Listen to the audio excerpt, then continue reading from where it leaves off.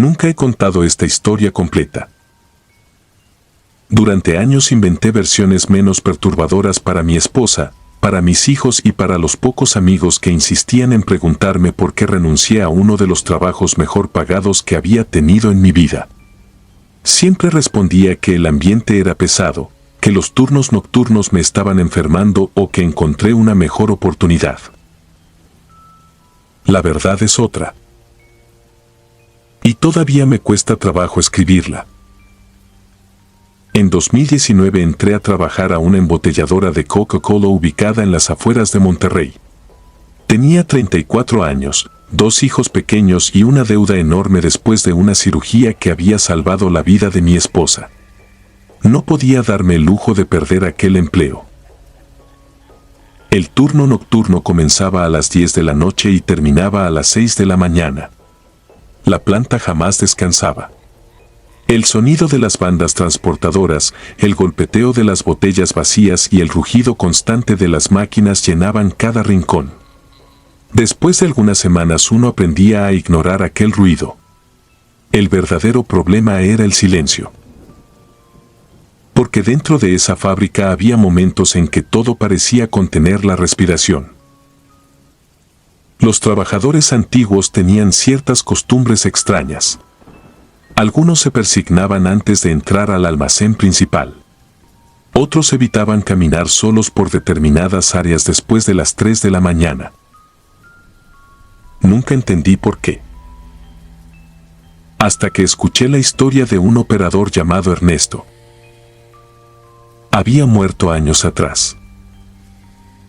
Oficialmente, el reporte decía que fue un accidente laboral. Una falla mecánica. El montacargas perdió estabilidad y terminó aplastándolo contra una estructura metálica.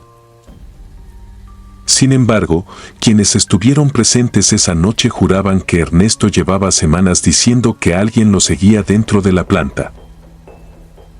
Aseguraba escuchar silbidos. Decía que un hombre con uniforme antiguo aparecía entre las tarimas observándolo desde lejos. Todos pensaron que estaba agotado. 2 días antes de morir pidió que lo cambiaran de turno. Nadie le hizo caso. Yo tampoco le di importancia a aquella historia. Hasta mi 5º mes trabajando. Esa madrugada estaba revisando un lote en el almacén de producto terminado. Miles de cajas apiladas formaban pasillos interminables. Las luces fluorescentes iluminaban todo con una claridad enfermiza. El ambiente olía a azúcar, cartón húmedo y aceite industrial. Eran las 3:17. Lo recuerdo perfectamente porque revisé mi reloj cuando escuché el primer silbido. 2 notas cortas. Una larga. Suave. Como si alguien estuviera llamando a un perro. Apagué el montacargas. El ruido de las máquinas quedó lejano. Escuché nuevamente. Más cerca. Recorrí con la mirada los pasillos. No había nadie. Pensé que era algún compañero intentando asustarme. Entonces vi a un hombre parado al fondo. Llevaba uniforme rojo. No como el nuestro. Era un diseño viejo, con el logotipo bordado que Coca-Cola utilizaba décadas atrás. Estaba completamente inmóvil. ¿Necesita ayuda?, pregunté. No respondió. Di unos pasos hacia él. Y sentí que algo estaba mal. El hombre tenía la cabeza inclinada hacia un lado. Sus brazos colgaban rígidos. Cuando levantó lentamente el rostro, sentí que las piernas dejaron de responderme. Tenía ambos ojos hundidos. La mandíbula colgaba rota. La piel del cuello estaba desgarrada. Y aún así, Sonreía. No era una sonrisa humana. Era la mueca rígida de alguien que murió sufriendo. Retrocedí. Parpadeé. Y desapareció. No dije nada. Me repetí que estaba cansado. Que el estrés podía provocar alucinaciones. Pero esa misma semana comenzaron las pesadillas. Despertaba escuchando el silbido dentro de mi casa. Mis hijos me preguntaban por qué me levantaba sobresaltado durante la madrugada. Mi esposa decía que hablaba dormido, que repetía una frase una y otra vez. No quiero terminar el turno. La última noche ocurrió todo. Faltaban 20 minutos para las 4 de la mañana cuando la línea 3 sufrió una falla. El supervisor me pidió revisar la zona de embotellado. Fui solo. Mientras caminaba entre las máquinas, escuché pasos detrás de mí. No volteé. Los pasos continuaron. Lentos. Arrastrándose. Entonces una voz masculina susurró cerca de mi oído. No dejes que te vean. El terror me paralizó. Aceleré el paso. Y escuché algo peor. Docenas de silbidos. La misma melodía. 2 notas cortas. Una larga. Repetida por muchas personas al mismo tiempo. Volteé. Jamás debí hacerlo. Entre las líneas de producción había trabajadores observándome. Vestían uniformes de distintas épocas. Algunos tenían heridas espantosas. Uno tenía el rostro aplastado. Otro carecía de brazos. Una mujer mostraba quemaduras hasta el hueso. Todos permanecían inmóviles. Todos sonreían. Y todos silbaban. Corrí. Escuché pasos persiguiéndome. Tropecé cerca del área de montacargas. Cuando intenté levantarme, vi algo que destruyó por completo mi cordura. Mi tarjeta de empleado estaba tirada frente a mí. La recogí. La fotografía no era la mía. Era la de Ernesto. Debajo aparecía mi número de trabajador. Mi nombre. Y una fecha de ingreso que correspondía a 1998. Escuché una voz detrás de mí. Ya te toca relevarnos. Lo último que recuerdo es haber sentido varias manos sujetándome de los hombros. Heladas. Desesperadas. Como personas ahogándose. Después, oscuridad. Desperté en el hospital. Habían pasado 3 días. Me dijeron que sufrí un accidente. Que encontraron mi cuerpo atrapado debajo de un montacargas apagado. Con múltiples fracturas. Deshidratado. En estado de shock. Renuncié apenas pude caminar. Nunca regresé a la planta. Intenté rehacer mi vida. Pero mi esposa comenzó a notar cambios en mí. A veces me quedaba inmóvil mirando hacia la nada. Otras veces silbaba sin darme cuenta. Mis hijos dejaron de acercarse porque decían que mis ojos parecían distintos. Una madrugada desperté porque mi hijo menor lloraba desconsoladamente. Entré a su habitación. Estaba escondido debajo de las cobijas. Cuando logró tranquilizarse, me dijo algo que todavía me persigue. Papá, ¿quiénes son los trabajadores que te acompañan por las noches? Sentí que el corazón dejaba de latir. Le pregunté de qué hablaba. Me respondió que cada vez que yo me levantaba al baño, hombres con uniformes rojos caminaban detrás de mí por el pasillo de la casa. Todos estaban heridos. Todos tenían la cara destrozada. Y todos sonreían. Esa misma noche escuché el silbido dentro de mi cocina. 2 notas cortas. Una larga. Comprendí entonces algo aterrador. Yo nunca salí realmente de aquella fábrica. Algo volvió conmigo. 3 meses después desaparecí. La policía encontró mi camioneta abandonada frente a la embotelladora.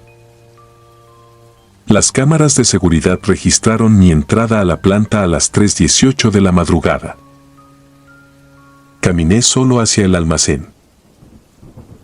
Sonriendo. Silbando. Nunca volví a salir.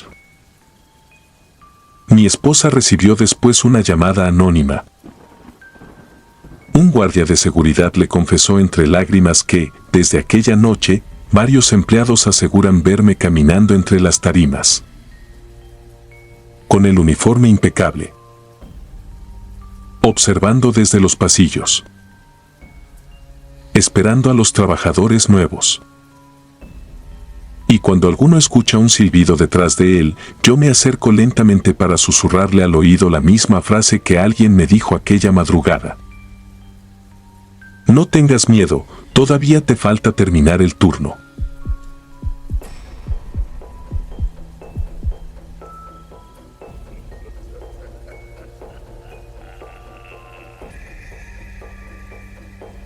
Nunca volví a tomar refresco después de aquello. No por superstición ni por alguna campaña absurda en internet. Dejé de hacerlo porque cada vez que escucho el sonido del gas escapando de una botella recién abierta, vuelvo a sentir el mismo olor que impregnó mi ropa aquella noche, sangre vieja mezclada con jarabe industrial. Me llamo Carla. Trabajé en una embotelladora de Coca-Cola ubicada en las afueras de Saltillo entre 2022 y 2023, en el turno nocturno. Mi puesto era sencillo, supervisaba la calidad de producción y registraba cualquier anomalía en las líneas de llenado. Era un trabajo rutinario, ruidoso, frío.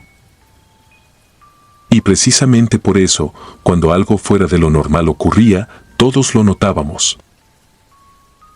Todo comenzó con los pasos. A las 9 en punto. Ni un minuto antes. Ni uno después. Sobre el techo metálico de la planta se escuchaban botas caminando. No corrían. No arrastraban los pies. Caminaban. Tac. Tac. Tac. 5 pares de pasos. Recorrían toda la fábrica. Primero sobre producción. Luego sobre el comedor. Después los vestidores. Y finalmente se detenían encima del área de lockers. Los guardias aseguraban que eran aves enormes. Los veteranos bajaban la mirada y cambiaban de tema. Una madrugada pregunté directamente a Ernesto, un operador con más de 20 años trabajando allí. Se puso pálido. Nunca cuentes más de 5, murmuró. Si alguna vez escuchas 6, no te quedes. No quiso decirme más.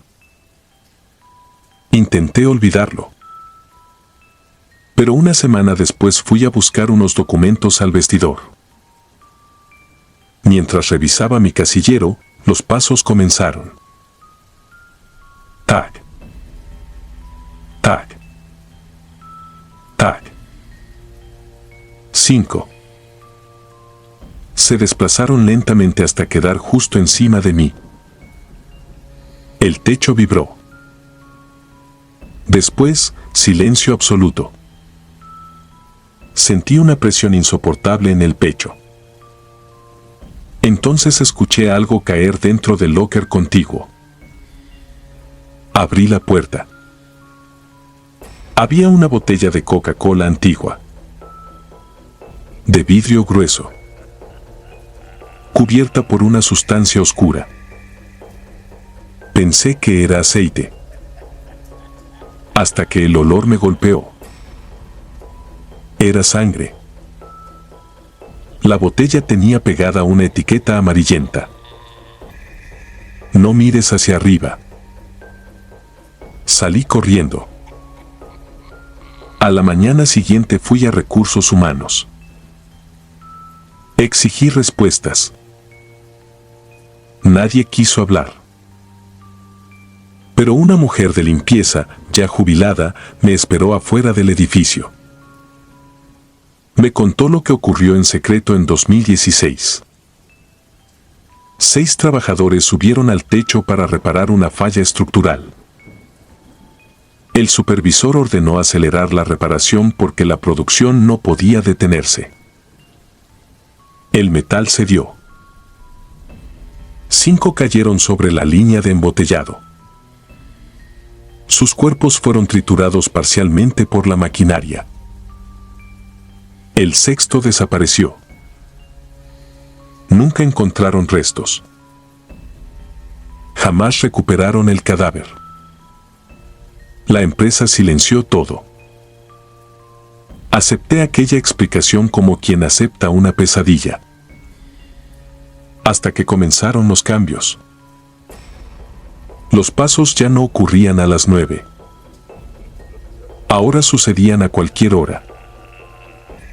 Y dejaron de escucharse arriba.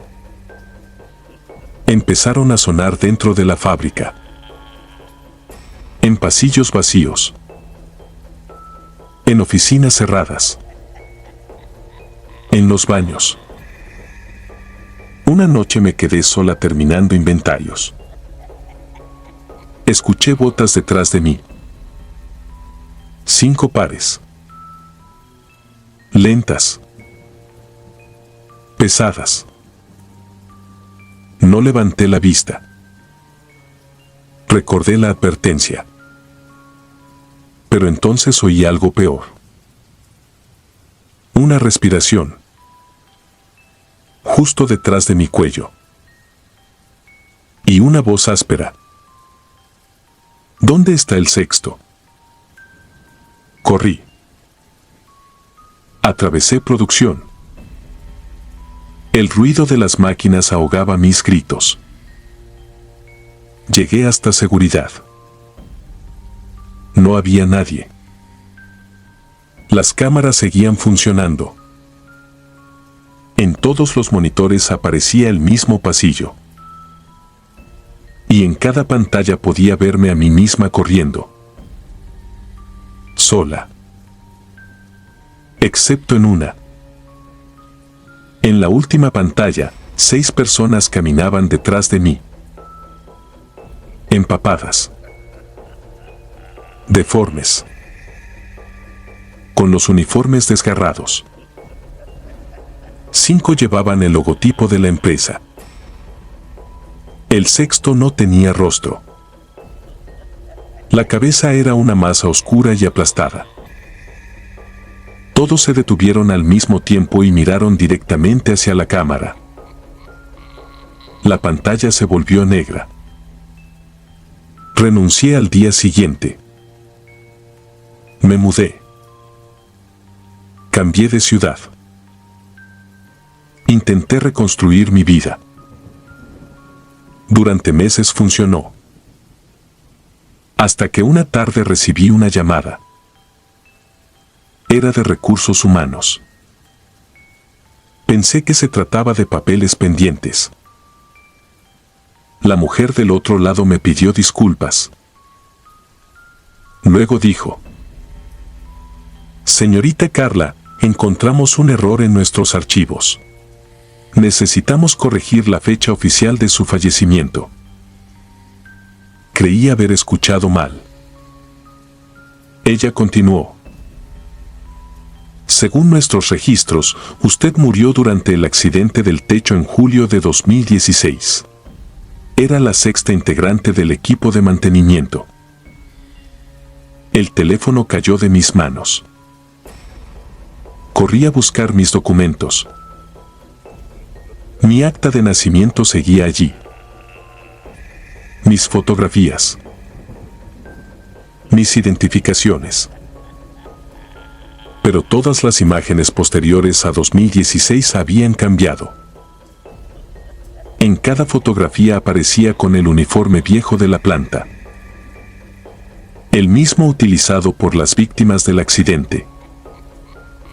En todas sonreía. Y detrás de mí siempre estaban ellos. Los otros 5.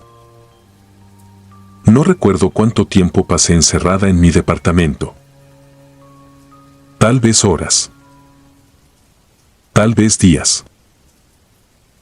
La última prueba de que no estaba perdiendo la razón fue mi madre.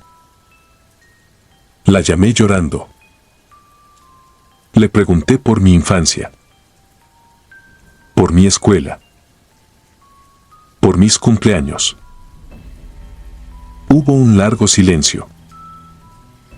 Después respondió con una voz quebrada que aún escucho cada noche.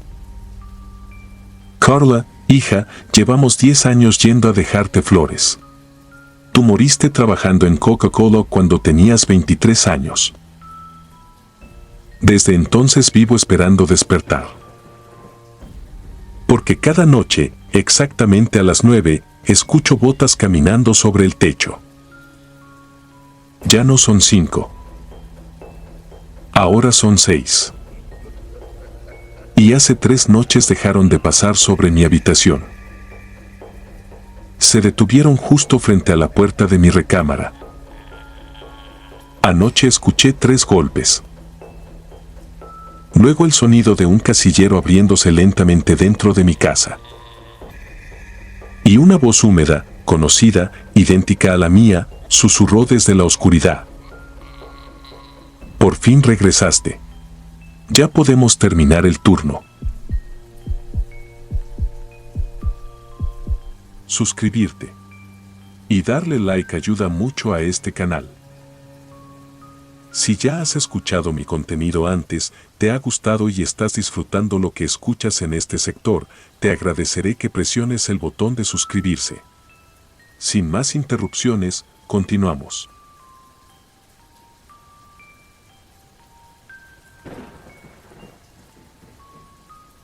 En 2019 entré a trabajar en una embotelladora de Coca-Cola ubicada a las afueras de Celaya, Guanajuato. Tenía 28 años, una hija recién nacida y demasiadas deudas para ponerme exigente con los horarios. Me contrataron para el área de retornables, donde llegaban miles de botellas usadas para ser lavadas, inspeccionadas y devueltas a la línea de llenado. El primer día me sorprendió la magnitud del lugar. Era una ciudad funcionando bajo techo. Bandas transportadoras cruzando pasillos interminables. Vapor saliendo de las lavadoras industriales. El olor dulzón del jarabe impregnado en el aire. El frío metálico de las cámaras. El silbido permanente del CEO viajando por tuberías elevadas. Durante el turno matutino todo parecía normal. La noche era distinta. Los trabajadores antiguos lo sabían. No hablaban mucho del tema, pero había pequeñas costumbres imposibles de ignorar. Nadie silbaba después de las 3 de la mañana. Nadie aceptaba ir solo al baño del edificio viejo. Y nadie, bajo ninguna circunstancia, recogía botellas abandonadas fuera de la línea. La primera vez que pregunté por qué, un operador llamado Esteban me respondió sin mirarme. Porque algunas regresan llenas. No entendía a qué se refería. Me reí. Él no. La tercera semana comenzaron a faltarme compañeros. No renunciaban. Simplemente dejaban de presentarse. Las versiones oficiales hablaban de abandono laboral, pero entre los trabajadores circulaban otras historias. Un muchacho que salió corriendo diciendo que alguien caminaba dentro de la cámara fría. Un supervisor que pidió incapacidad después de escuchar niños riéndose debajo de la línea de llenado. Un montacarguista que apareció llorando en el estacionamiento porque había visto a una mujer peinándose frente a un espejo que ya no existía. Yo seguía creyendo que eran exageraciones. Hasta aquella madrugada. Eran las 3:22. Recuerdo la hora porque miré mi reloj justo cuando el montacargas dejó de funcionar. No titubeó. No falló gradualmente. Simplemente murió. El motor se apagó. Las luces desaparecieron. El tablero quedó negro. Sin embargo, la línea seguía funcionando.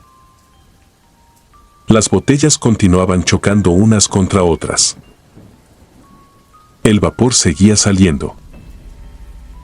Todo seguía igual. Menos mi montacargas. Intenté reiniciarlo. Nada. Entonces escuché pasos. Lentos. Arrastrándose. No provenían del pasillo. Sonaban debajo del montacargas. Me quedé inmóvil. Escuché algo golpeando suavemente la estructura metálica. Tac. Tac. Tac. Como si alguien tocara desde abajo. Sentí que la sangre abandonaba mi rostro. Me bajé despacio. Iluminé el piso con la lámpara del celular. No había nadie. Pero encontré algo. Una botella retornable. Estaba parada exactamente debajo del asiento. No debía estar ahí. La tomé. Estaba fría. Demasiado fría. No tenía líquido. Pero en su interior había una pequeña trenza de cabello negro. La dejé caer. Se rompió contra el concreto. El sonido del vidrio estallando fue absorbido por el ruido de las máquinas. Y entonces escuché una voz infantil. Justo detrás de mí. No la rompas. Sentí un aliento húmedo rozándome la nuca. Giré violentamente. No había nadie. Sin embargo, a varios metros, junto a la entrada del baño viejo, vi una niña. Descalza. Con un vestido blanco cubierto de manchas oscuras. El cabello le ocultaba completamente el rostro. Estaba inmóvil. Observándome. No corrí. El miedo verdadero no te deja correr. Te convierte en piedra. La niña levantó lentamente una mano. Señaló el baño. Luego desapareció. No caminó. No se desvaneció. Simplemente dejó de existir. Esa misma noche conté lo ocurrido. El silencio que siguió fue peor que cualquier burla. Uno de los mecánicos confesó que años atrás encontraron restos humanos durante unas excavaciones cerca de esa zona. Nunca salió en noticias. La empresa lo manejó internamente. Pequeños huesos. Restos infantiles. Botellas antiguas enterradas alrededor. Y un uniforme de vigilante desaparecido en 1994. Me recomendaron ignorarlo. Yo intenté hacerlo. Pero las cosas empeoraron. Empecé a escuchar la voz dentro del ruido de las bandas. Entre el choque del vidrio. Entre el silbido del gas. Primero eran murmullos. Después palabras. Tengo frío. No me dejes aquí. Llévame contigo. Comencé a dormir mal. Mi esposa decía que hablaba dormido. Que repetía números. Siempre los mismos. Línea 4. Pasillo 12. 322. Una madrugada desperté con la sensación de que alguien me observaba. Abrí los ojos. Y encontré a mi hija de 2 años de pie junto a la cama, mirando hacia la puerta del cuarto. No hacia mí. Hacia la oscuridad del pasillo. Papá, susurró. La niña de la fábrica quiere entrar. El terror que sentí en ese momento fue distinto. Ya no era miedo por mí. Tomé a mi hija y encendí todas las luces. Registré la casa completa. No encontré nada. Pero sobre la mesa del comedor había una botella retornable cubierta de gotas de agua. No recordaba haberla llevado. Dentro había otra trenza. Más larga. Más gruesa. Renuncié al día siguiente. Jamás volví a la planta. Intenté seguir adelante. Cambiamos de casa. De ciudad. De rutina. Pensé que había terminado. Hasta hace 6 meses. Mi hija, ahora de 9 años, comenzó a hablar sola. Decía que tenía una amiga. Una niña muy triste. Que siempre estaba mojada. Que lloraba porque nadie la encontraba. Una noche escuché risas provenientes de su habitación. Abrí la puerta. Mi hija estaba sentada en el suelo jugando con decenas de tapas metálicas alineadas formando un círculo. En el centro había una botella antigua. Vacía. Ella levantó la cabeza. Sonrió. Y dijo con una voz que no era la suya. Ya no está sola. Miré hacia la esquina del cuarto. Y allí estaba. La niña. Más alta. Más delgada. El vestido pegado al cuerpo como si acabara de salir del agua. Su cabello colgaba en mechones oscuros. Y por primera vez pude ver su rostro. No tenía ojos. Solo 2 cavidades negras llenas de líquido espeso. Su boca estaba abierta en una expresión imposible, demasiado amplia para un rostro humano. Dentro de ella había tapas de botellas acomodadas como dientes. Mi hija tomó mi mano. La apretó con fuerza. Sin apartar la mirada de aquella cosa, susurró. Papá. Dice que don Aurelio ya no pudo detenerla. La niña dio un paso hacia nosotros. Después otro. El suelo comenzó a llenarse de agua oscura. Olía a jarabe fermentado y tierra removida. Intenté moverme. No pude. Aquella criatura inclinó la cabeza y habló con cientos de voces infantiles superpuestas. Tantos años encerrada. Y por fin encontré una familia. Lo último que recuerdo es a mi hija soltando mi mano para caminar hacia ella. Sin miedo. Sin llorar. Sonriendo. La policía encontró nuestra casa abierta al día siguiente. Nunca encontraron a mi hija. Ni a mí volvieron a verme igual. Porque sigo aquí. Escribiendo esto desde una habitación donde apenas puedo dormir. Cada madrugada, exactamente a las 3:22, escucho botellas chocando en la cocina. Y una pequeña voz mojada detrás de la puerta de mi cuarto preguntando con paciencia infinita. ¿Ya es mi turno de entrar? No abro. Pero cada noche los golpes suenan más cerca. Y esta madrugada, mientras escribo estas últimas líneas, acabo de notar algo que no estaba aquí cuando empecé. Hay una botella retornable sobre mi escritorio.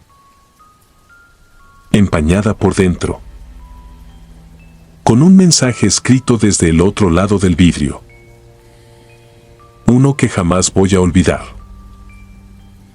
Gracias por dejarme llevar a tu hija. Ahora voy por ti.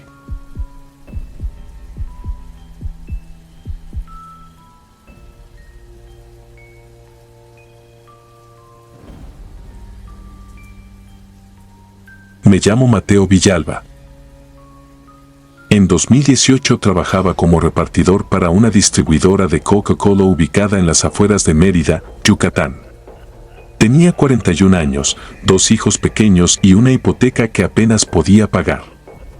Era un trabajo pesado, pero honrado. Empezábamos antes del amanecer cargando cajas, recorriendo tiendas, restaurantes y depósitos bajo un calor insoportable. Con los años aprendí que las carreteras esconden muchas cosas. Accidentes. Asaltos. Cadáveres. Personas desaparecidas. Pero nunca imaginé que el horror más grande me esperaría dentro de un camión de reparto. Todo comenzó cuando me asignaron la unidad 214. Nadie protestó. Nadie comentó nada. Simplemente dejaron las llaves sobre el escritorio del supervisor. Recuerdo haber preguntado por qué estaba disponible si el chofer titular seguía contratado. Mi jefe evitó mirarme. Necesitamos cubrir la ruta. Eso fue todo. La unidad era extraña. No por vieja. Había vehículos mucho más deteriorados. Era otra cosa. La pintura roja lucía opaca, como si hubiera permanecido años bajo la lluvia. El interior de la cabina estaba impecablemente limpio, demasiado limpio para un camión de reparto. Sin embargo, persistía un olor metálico que el aromatizante de pino no lograba ocultar. Sangre. No era una idea. Yo había crecido ayudando a mi abuelo en un rastro. Conocía perfectamente ese olor. La primera semana transcurrió sin incidentes importantes. Hasta que comenzaron los detalles. Pequeños.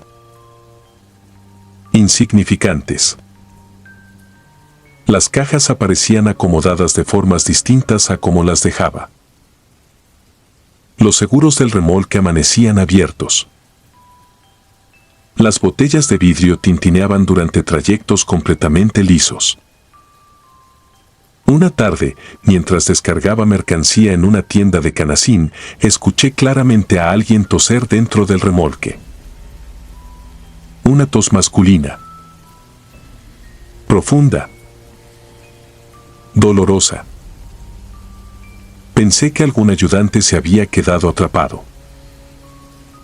Abrí inmediatamente. No había nadie. Solo tarimas vacías. Pero el olor a sangre era más intenso. Aquella noche tuve un sueño. Un hombre golpeaba desesperadamente unas puertas metálicas. No podía verlo. Escuchaba únicamente sus uñas rompiéndose mientras gritaba: «No me dejen aquí». Desperté jadeando, con las manos adoloridas, las uñas llenas de sangre. Supuse que me las había arrancado dormido. Aún hoy no sé si eso fue cierto. Al día siguiente busqué respuestas. Los trabajadores más antiguos se negaron a hablar. Hasta que un cargador jubilado llamado Efraín me pidió un cigarro. Cuando terminamos de fumar, preguntó: ¿te dieron el 214? Asentí. Nunca olvidaré cómo cambió su expresión. Me contó que el conductor anterior se llamaba Darío Ceballos.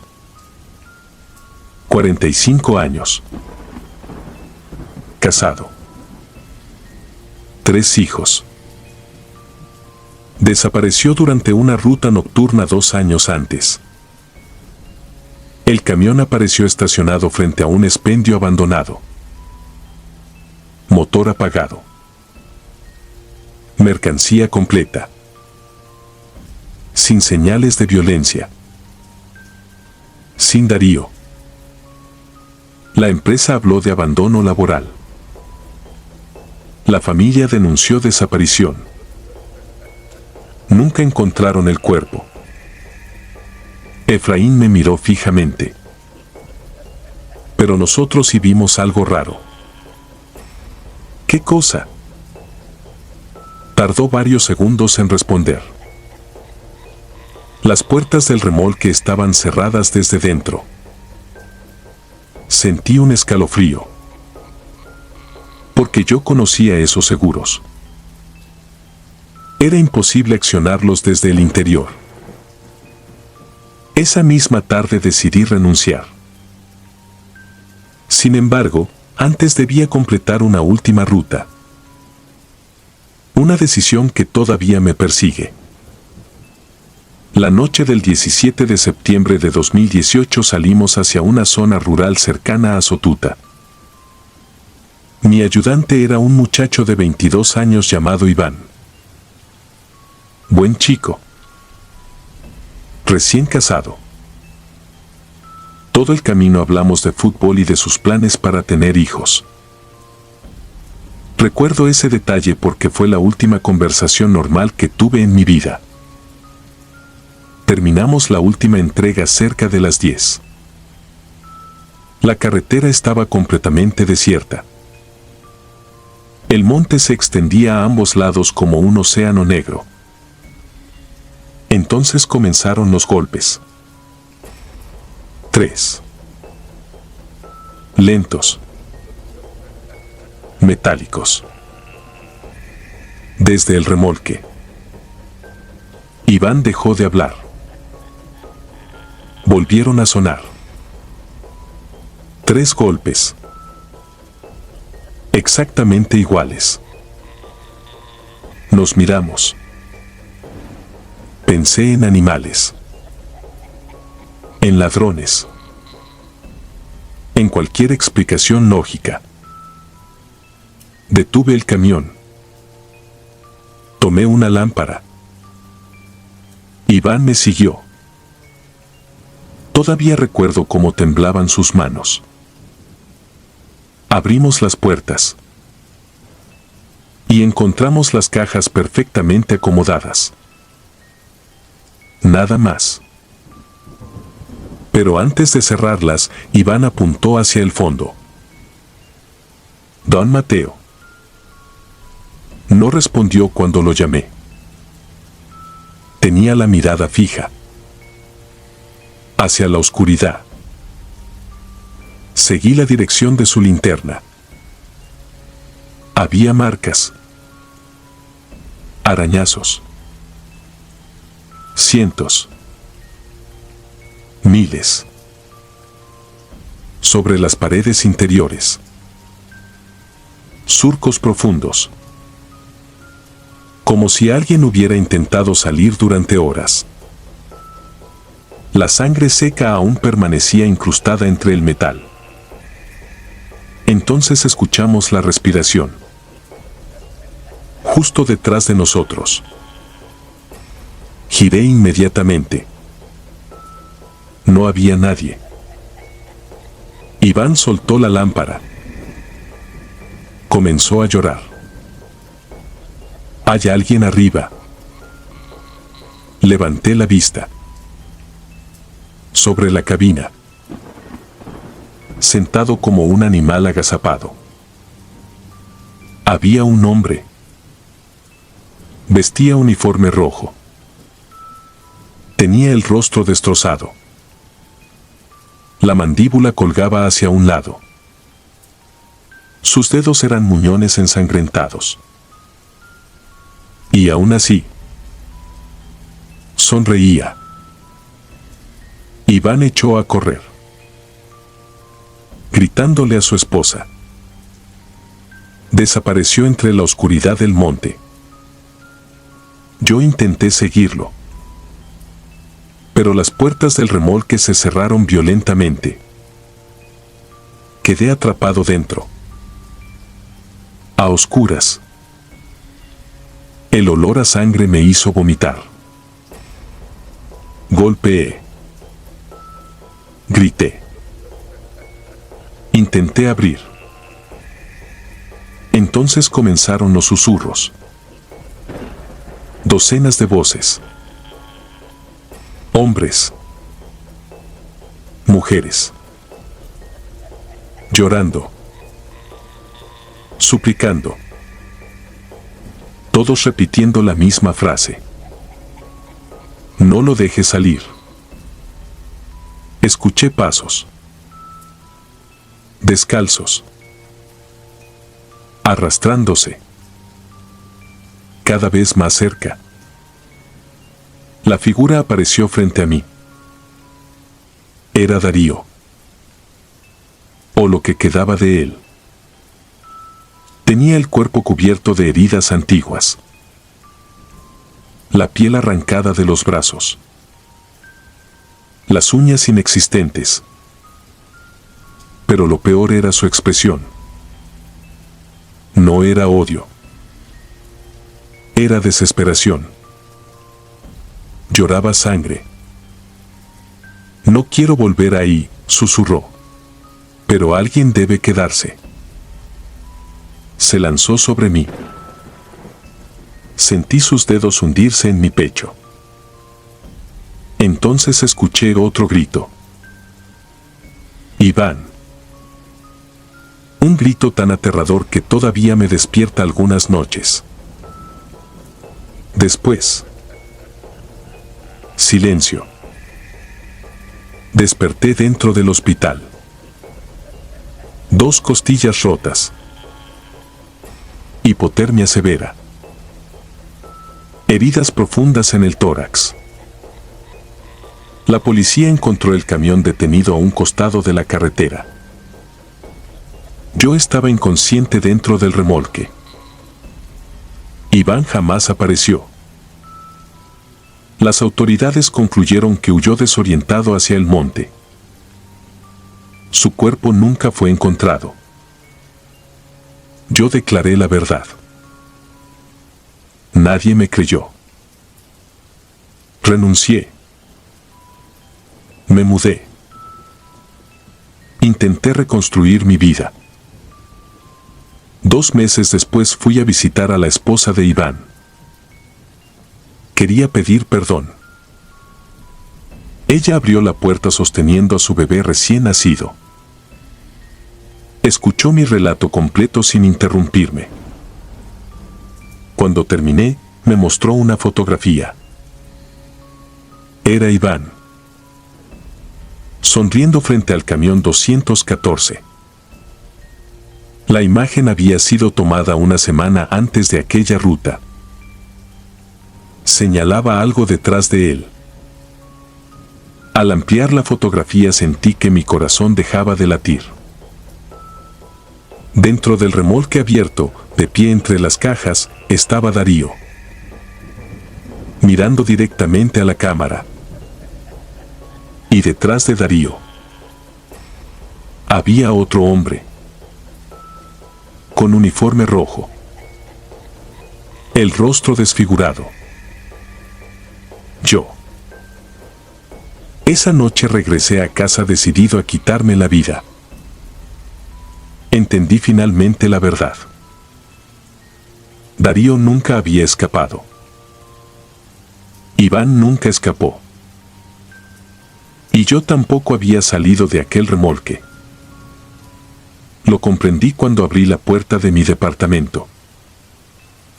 Mi esposa estaba sentada en la sala. Mis hijos veían televisión. Lloraban. Frente a ellos había una urna funeraria. Una fotografía mía. Y varias botellas de Coca-Cola colocadas como ofrenda. Escuché a mi esposa decir entre sollozos: ya pasó un año desde que encontraron el camión sin Mateo adentro. La urna cayó de mis manos. Miré mi reflejo en el cristal de la ventana. No había nada. Solo oscuridad. Desde entonces sigo haciendo la ruta. Cada noche. Dentro del remolque del 214. Escuchando nuevos golpes. Nuevos gritos. Esperando el momento en que otro conductor reciba las llaves y suba a la cabina creyendo que será un día cualquiera. Porque el camión nunca estuvo embrujado. Era mucho peor. Era una tumba con ruedas. Y nosotros éramos la mercancía.